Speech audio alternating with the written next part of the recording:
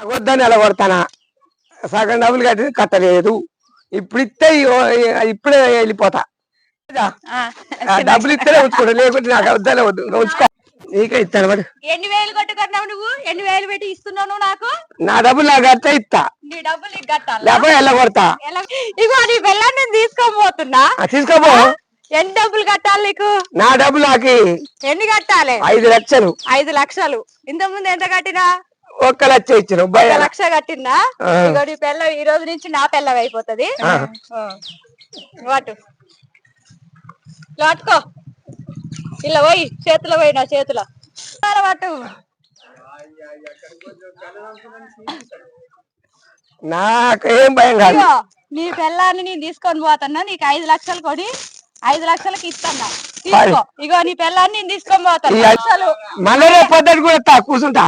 నువ్వు అట కూర్చుంటే కాదు. ఇగో 5 లక్షలు ఇచ్చినా నీ పిల్లాన్ని తీసుకొని పోతున్నా. సరేనా? అంతేనా? మళ్ళా రావద్దు ఎప్పుడు. ఇక ఇక చూడ్రి, భార్య నమ్ముకుంటావురా, బతకలేక సారే డబ్బులు పిల్లలు నమ్ముకుంటావురా సరేలేక. ఓ నాయన నీవు అందరూ అమ్ముకుంటారు.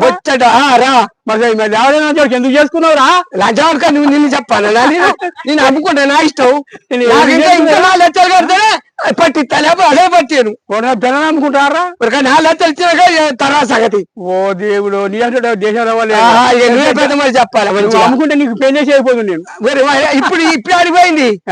రేపు సాయిలో 4 లక్షలు కడితేనే నేను ఒప్పుకుంటా, లేకపోతే ఎవరిదా కూడా ఒప్పుకోను. మరి అందరూ అమ్ముకోవాలా?